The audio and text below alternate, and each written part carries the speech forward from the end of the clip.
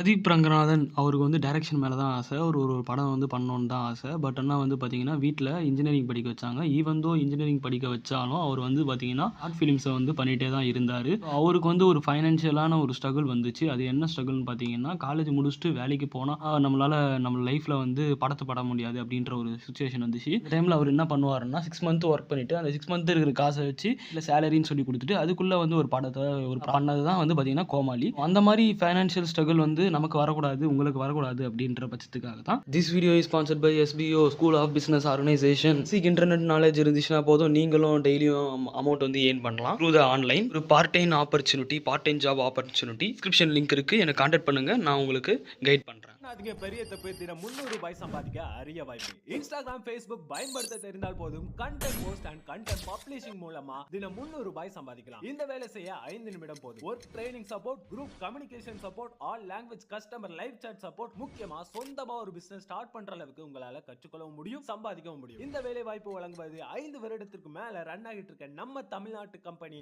School of business organization private limited. மேலும் விவரங்களுக்கு டிஸ்கிரிப்ஷன்ல கொடுத்திருக்க நம்பருக்கு வாட்ஸ்அப் பண்ணி. Okay, welcome to cinema agency. இன்னைக்கான அப்டேட் வீடியோவில் நம்ம முதல்ல பார்க்க போகிறது வந்து பார்த்திங்கன்னா, அரசன் ஷூட்டிங் வந்து மதுரையில் ஸ்டார்ட் பண்ணி போயிட்டுருக்கு. அதில் வந்து பார்த்திங்கன்னா, நம்ம சிம்பு வந்து ஒரு லுக்கில் இருக்கார். என்ன லுக்கில்னு பார்த்திங்கன்னா, பியர்டு மீஷெல்லாம் வந்து ஷேவ் பண்ணிவிட்டு, ஸோ அந்த லுக்கில் தான் இருக்கார். அதில் வந்து ஒரு கபடி ஜெர்சி வந்து போட்டுட்ருக்காரு. கபடி ஜெர்சின்னு சொல்ல முடியாது, ஸோ ஸ்போர்ட்ஸ் ஜெர்சி ஒன்று போட்டுட்ருக்காரு. அதில் லக்கி நம்பர் 9 வந்து அது ப்ளே பண்ணுறாரு. ஸோ இதில் வந்து பார்த்திங்கன்னா, டீம் பேர் வந்து டைகர் அப்படின்னு சொல்லிட்டு இருக்குது. ஸோ அதனால் வந்து ஏதாச்சும் டைகர் சிவாவோட கதையாக இருக்கலாமா அப்படின்னு சொல்லிட்டும் அந்த ஆஸ்பெக்ட்லேயும் பார்க்க இருக்குது. அதே மாதிரி வந்து பார்த்திங்கன்னா, வட சென்னையில் இருந்த 4-5 கேரக்டர்ஸ் வந்து இதில் கிஷோர், அதுக்கப்புறம் ஆண்ட்ரியா, இவங்கெல்லாம் வந்து அடுத்தடுத்த ஸ்கெடியூலில் வந்து இதில் ஜாயின் ஆவாங்க இந்த ஷூட்டிங்கில் அப்படின்னு சொல்லிட்டு சொல்லப்படுது. ஓகே, வாவாத்தியார் மூவி எடுத்துக்கிட்டோன்னு பார்த்தீங்கன்னா, அதில் வந்து ஒரே அப்டேட் தான் திருப்பியே வந்துட்டுருக்கு. என்னென்னு பார்த்தீங்கன்னா, release date announcement, postmortem, repeat. Release date announcement, postmortem, repeat, இதே தான் போயிட்டுருக்கு. ஸோ இவங்க வந்து ஃபிக்ஸ் பண்ணுறாங்க டேட்டு, அதுக்கப்புறமா அதை ரிலீஸ் பண்ண முடியாத ஒரு சூழ்நிலை வருது. ஸோ இப்போ போஸ்ட்பாண்ட் பண்ணி நமக்கு வந்து டிசம்பர் 12 வந்து ரிலீஸ் பண்ணுறதா சொல்லியிருந்தாங்க. அதுவும் வந்து போஸ்ட்பாண்ட் ஆகிருக்கு. ஸோ பார்க்கலாம் எப்போ வந்து ரிலீஸ் பண்ணுறாங்க அப்படின்னு சொல்லிட்டு. ஏன்னா அவங்களுக்கு வந்து ப்ரைமுக்கு வந்து தந்தாகணும் அப்படின்றதுனால சீக்கிரமாக ரிலீஸ் பண்ணி தான் ஆகணும். ஸோ இந்த வீக் முடியல அப்படின்ற பட்சத்துக்கு அடுத்த வீக்கில் தான் வந்து 19th அன்றைக்கி தான் வந்து ரிலீஸ் பண்ணுற மாதிரி இருக்கும்.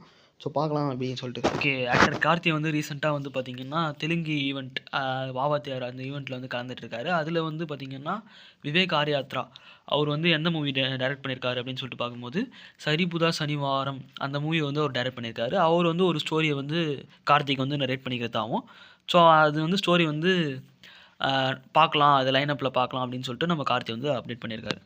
ஓகே, தளபதி 69 எடுத்துக்கிட்டோன்னு பார்த்தீங்கன்னா, டிசம்பர் 27 வந்து ஆடியோ லான்ச் வரப்போகுது.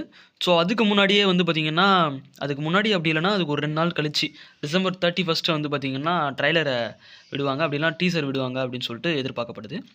ஸோ பார்க்கலாம். இப்போ டீசர் வந்து ஒரு ஃபியூ டேஸ், ஒரு அடுத்த வாரம் அந்த மாதிரி ரிலீஸ் பண்ணிட்டு கூட ட்ரைலரை வந்து இந்த மந்த் எண்டில் வந்து ரிலீஸ் பண்ணிவிடுவாங்க அப்படின்னு சொல்லிட்டு சொல்லப்படுது. அதே மாதிரி வந்து பார்த்திங்கன்னா, இதை வந்து ஃப்ரான்ஸில் யார் செல் பண்ணுறாங்க ஓவர்சீஸ் அப்படின்னு சொல்லிட்டு பார்க்கும்போது 180 அவங்க தான் வந்து செல் பண்ணுறதா சொல்லியிருக்காங்க. ஓகே, இன்றைக்கி ஒரு தலைவரோட பர்த்டே. ஸோ படையப்பா படம் ரிலீஸ் ஆகிருந்துச்சு, பார்த்துட்டிங்களா அப்படின்னு சொல்லிட்டு கமெண்ட் செக்ஷனில் கமெண்ட் பண்ணுங்கள்.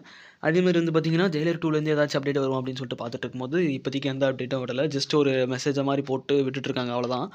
ஏதோ ஒரு கிளிம்ஸ் மாதிரி விடுவாங்கன்னு சொல்லிட்டு பார்த்துச்சு, பட் ஆனால் அதுவும் விடவே இல்லை. ஸோ சோகமான ஒரு நிலைமையில் தான் நானே இருக்கிறேன் இப்போது. ஓகே, நம்ம விக்ரம் பிரபு வந்து ஒரு போலீஸ் காப்பாக நடிச்சிருக்க மூவி தான் வந்து பார்த்திங்கன்னா சைரன். இந்த மூவியோட ட்ரைலர் வந்து ரிலீஸ் ஆயிருந்துச்சு. நீங்கள் பார்த்துட்டிங்களான்னு கமெண்ட் செக்ஷனில் சொல்லுங்கள். இந்த படத்தோட ட்ரைலர் வந்து பார்த்திங்கன்னா ஓரளவுக்கு இன்டென்ஸாக கொண்டு போயிருக்காங்க. படம் வந்து எந்தளவுக்கு நல்லா வந்திருக்கும் அப்படின்றத இதிலே கொஞ்சம் ப்ரிடிக்ட் பண்ண முடியுது. ஸோ இன்வெஸ்டிகேஷன் தான் ஃபுல்லாக காமிக்கிற மாதிரி இருக்குது. ஸோ இந்த எந்தளவுக்கு டியூரேஷன் கம்மியாக இருக்கோ அந்தளவுக்கு நல்லா இன்டென்ஸாக கொண்டு போவாங்க. ஸோ பார்க்கலாம் எப்படி இருக்குது அப்படின்னு சொல்லிட்டு. ஓகே, பராசக்தி மூவிலேருந்து இன்றைக்கி ஒரு டீசர் கிளிப் வந்து விட்டுருந்தாங்க. ஸோ 3rd சிங்கிள் வந்து விட்டுருந்தாங்க. ஸோ இந்த சாங் வந்து உங்களுக்கு எப்படி இருந்துச்சு அப்படின்னு சொல்லிட்டு கமெண்ட் செக்ஷனில் சொல்லுங்கள். எனக்கு வந்து இது ஒரு அளவுக்கு கொஞ்சம் எனர்ஜெட்டிக்கான ஒரு சாங்காக இருந்துச்சு. ஓகே, சூர்யா 47 ஜித்து மாதவன் தான் டைரக்ஷன் பண்ணுறாரு. ஜகரம் தான் அவங்க தான் வந்து ப்ரொடக்ஷன் பண்ணுறாங்க. சூர்யா அவர் தான் ப்ரொடக்ஷன் பண்ணுறாரு. ஸோ இந்த மூவி வந்து பார்த்திங்கன்னா என்ன நடந்திருக்கு அப்படின்னு சொல்லிட்டு பார்க்கும்போது, சூர்யா வந்து இதில் வந்து கிரே ஷேட் கேரக்டர் ப்ளே பண்ணுறாரு. ஸோ ஒரு வில்லனிசமான ஒரு கேரக்டர் தான் இதில் வந்து ப்ளே பண்ணுறாரு. பட் ஹீரோ தான். ஹீரோ கொஞ்சம் டார்க்காக இருந்தால் எப்படி இருக்கும், இந்த மாதிரி வந்து ப்ளே பண்ணுறாரு அப்படின்னு சொல்லிட்டு சொல்கிறாங்க. அப்படி தான் வந்து நியூஸ் வந்துட்டுருக்கு. ஸோ அடுத்தடுத்த வீடியோஸில் நம்ம பார்க்கலாம். ஓகே, ரெட்டத்தல படத்துலேருந்து டார்க் நவ் அப்படின்ற ஒரு சாங் வந்து ரிலீஸ் ஆயிருக்கு.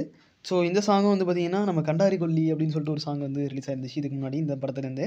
ஸோ அந்த சாங் மாரி அதான் ஒரு டேஞ்சரான ஒரு சாங்கா இருக்கு. ஸோ கேட்கறதுக்கே வந்து நல்லாயிருக்கு அந்த வாய்ஸ்லாம் கேட்கும்போது.